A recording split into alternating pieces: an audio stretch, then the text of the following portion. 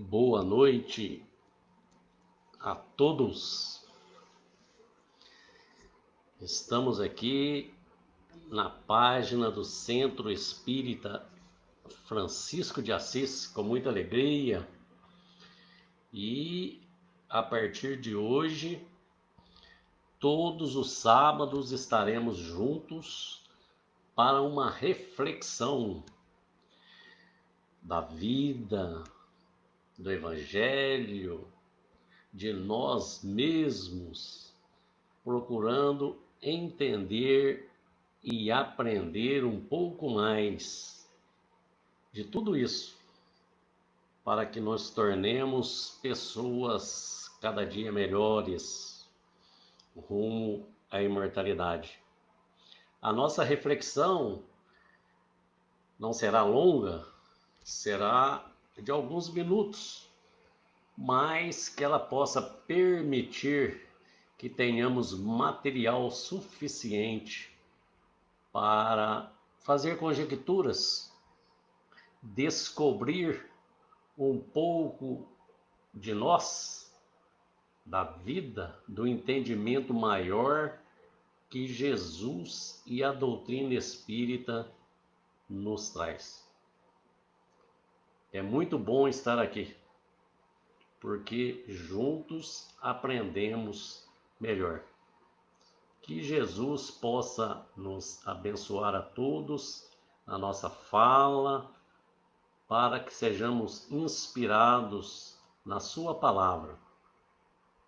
A reflexão que eu trouxe hoje para todos vocês, para nós, é aproveitando aí que falta uma semana para as comemorações do nascimento do nosso Mestre Jesus. E parece que isso caiu de moda, mas a cada ano que passa, a gente observa que nós, espíritos, vamos amadurecendo na ideia, no pensamento, no conteúdo e descobrindo novas óticas de entendimento da vinda do Cristo. A vinda de Jesus ao nosso planeta, a Terra abençoada, nos traz infinitas reflexões. Esse ser único, esse ser majestoso que divide a humanidade em duas, antes dele e depois dele. Ele nasce numa pequena aldeia, quase insignificante, sem nenhum destaque, apesar de ser uma região muito fértil. Essa aldeia, chamada Belém, era conhecida como Belém de Judá ou Belém Efrata. Era de terras férteis, mas não tinha destaque na economia e na região da Judéia há 20 séculos atrás. E foi ali, num estábulo, praticamente em meio à natureza, é que esse ser único e majestoso vem à Terra. Seu berço, uma manjedoura. O que é uma manjedoura? Um coxo cavado na madeira, onde era colocado comida para os animais. E registra o evangelista Mateus, no capítulo 4, versículo 16, que naquela época o povo que jazia em trevas viu grande luz, e aos que viviam na região e sombra da morte, naquele momento resplandeceu-lhes a luz. Nasceu Jesus. Nasceu a luz para iluminar definitivamente os caminhos do homem no planeta Terra. Traz uma mensagem de amor imbatível para a compreensão do espírito humano. Essa estrela luminosa de primeira grandeza não traz poderios bélicos, não possui armamentos, não possui exércitos, não domina a sociedade, não possui títulos de reformador, nem cargos públicos, não possui riquezas, não possui nem mesmo um poder diplomático. E nem mesmo possuía Jesus o amparo de Roma, por não ser ele um cidadão romano. Porque Roma, naquela época, quando a pessoa era um cidadão romano, ela protegia essa pessoa de todos os males, porque considerava como filho da terra. Nem isso Jesus tinha. Na roupagem da terra, Jesus era apenas o filho do José, um carpinteiro, mas na essência é o Espírito puro que governa a nossa terra. Esse planeta abençoado, onde milhares de espíritos imperfeitos vêm aprender na escola da vida sobre a sua tutela. Aprender para caminhar nos caminhos que levam à perfeição. Jesus não é aceito pela maioria. Mas, que importa? Jamais em nenhum momento ele se preocupou com isso. Seus seguidores não possuíam instrução acadêmica, também não possuíam os títulos. Eram 12 homens rudes, pescadores, cobradores de impostos. Mas esses homens, eles tinham o que Jesus precisa em cada um de nós. Um fator determinante, que é a boa vontade para com os outros e para consigo mesmo. Quando Jesus procura Pedro, André, seu irmão, e fala que vem construir um reino, eles ficam meio que assustados, se perguntando, mas reino? Onde que nós vamos construir esse reino? Aqui, ao lado do Mar da Galileia?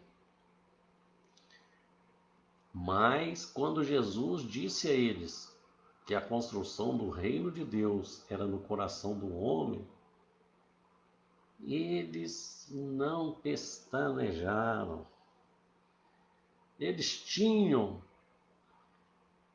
esse fator determinante de boa vontade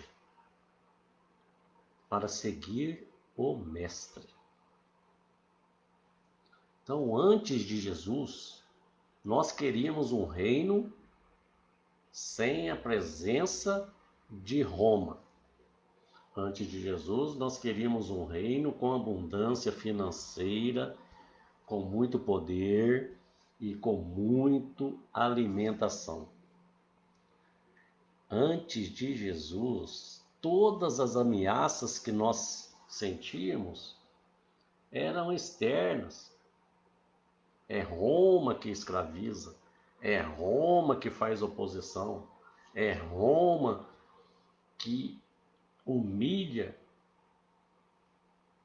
os escravos e aqueles povos de outras terras. Todos os nossos adversários estavam de fora. Então, qual era a ideia?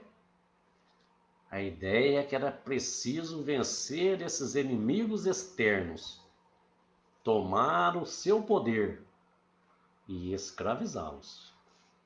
Então, todos os nossos sonhos eram de vida fácil, de riqueza material, de facilidades sociais e financeiras. Todos os desejos e metas daquela época eram para atingir o status, o glamour, a riqueza e os poderes temporários. Porque todos os poderes romanos já passaram. Com Jesus, não. Com Jesus muda tudo.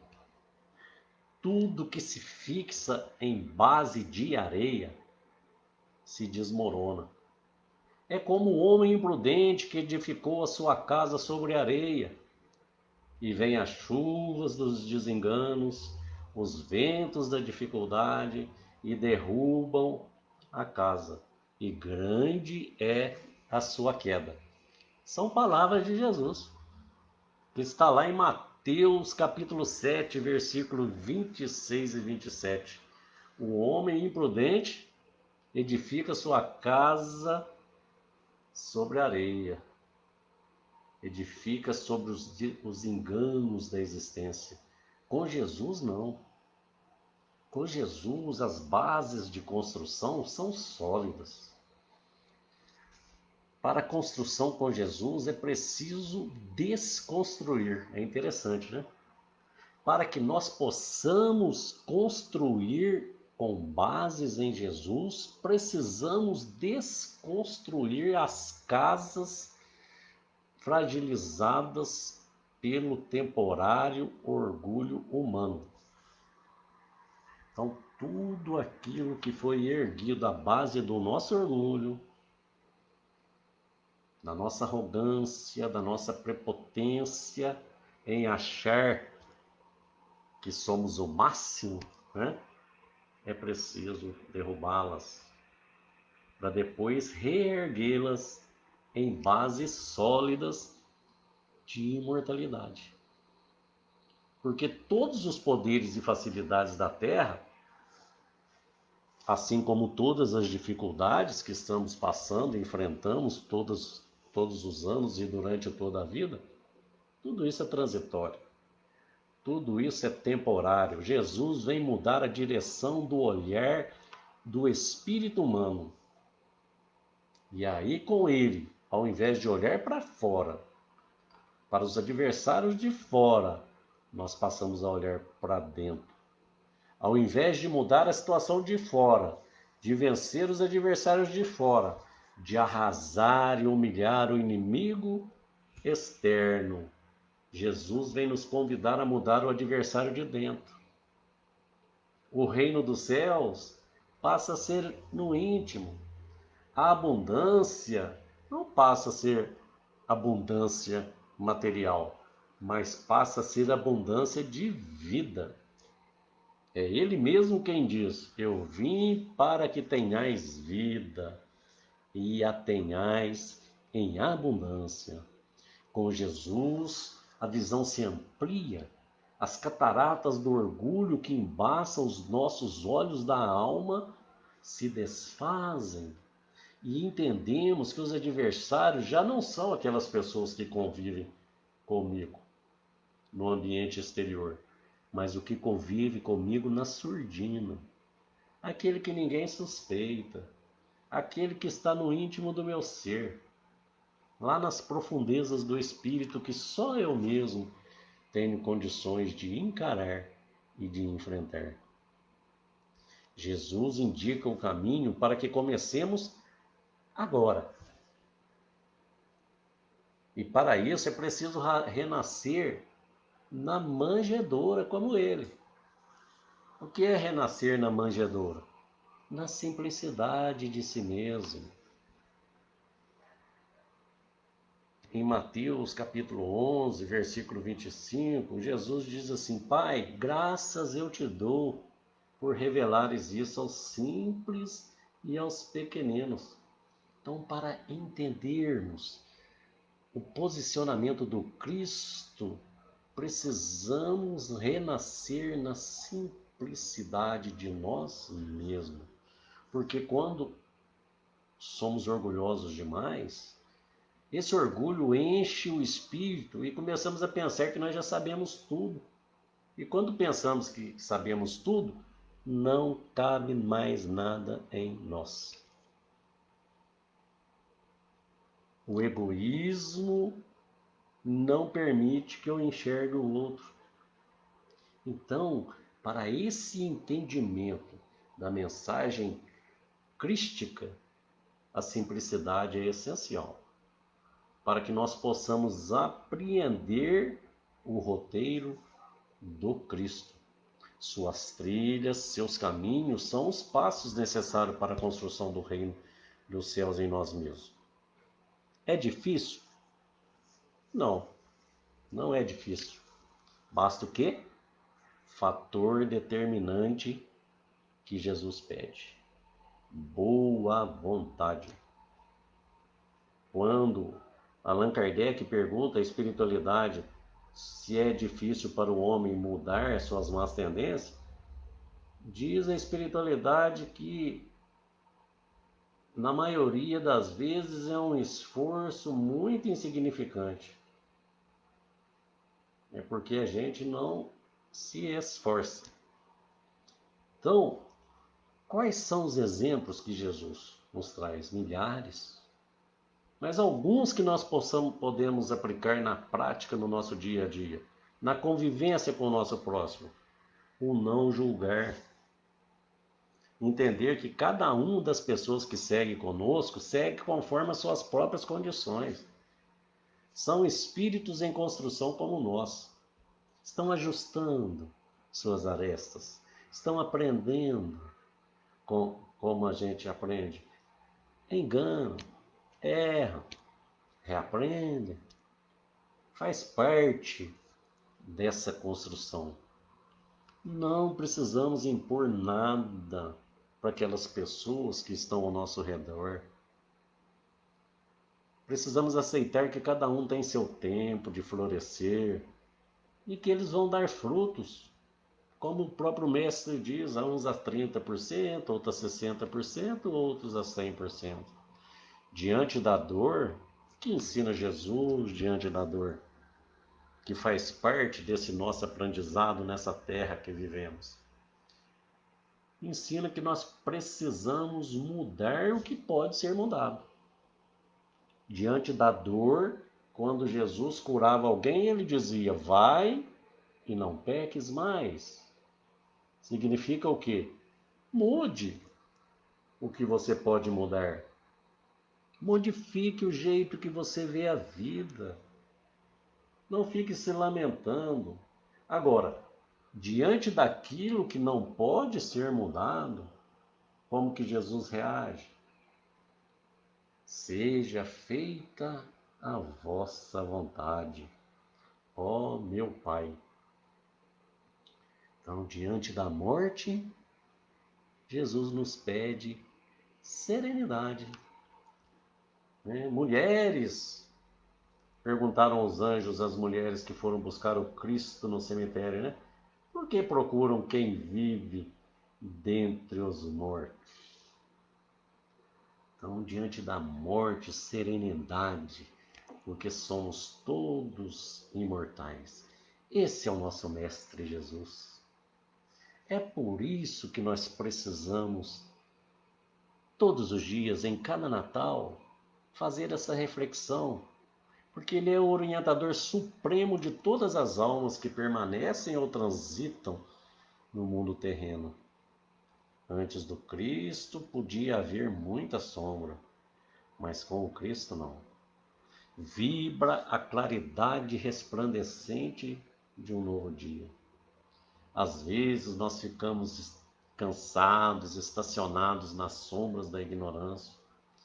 Ficamos detidos na região da morte, pensando nos erros, nos enganos que cometemos, nos recusando a ver a luz do Mestre que brilha aos nossos olhos por mais de 20 séculos. e a sua voz firme e branda avança pelos séculos, porque penetrou o espírito imortal. Por isso ela não se perdeu na poeira dos tempos. Olha que Jesus nem precisou de... Ele é tão grandioso, tão magnífico, que ele não precisou nem da ajuda da tecnologia, da internet, das redes sociais. Ali com 12 homens rudes, há 20 séculos atrás, sem nenhuma tecnologia, o seu amor continua penetrando incansavelmente em nossos corações e nos corações mais endurecidos, nos convidando a nascer todos os dias para aprender os seus ensinos e vivenciá-los no exercício diário de sermos melhores, para sairmos da sombra de nós mesmos, a fim de atingirmos a imortalidade gloriosa, que é uma bênção para o nosso espírito, porque é o resultado da construção em nós mesmos de um reino de amor e de paz sobre as bênçãos de Jesus. Isso é Natal. A reflexão de cada um no seu quarto íntimo, que nos permite perceber que quando permitirmos a presença de Jesus em nós, a luz se faz, não de fora para dentro, mas de dentro para fora. E essa luz é tão absoluta que ninguém e nada nunca nos fará sombras. Um grande abraço a todos, obrigado por estar conosco nessa página abençoada. Que Jesus nos abençoe e até o próximo sábado às 19 horas. Muita paz a todos. Grande beijo.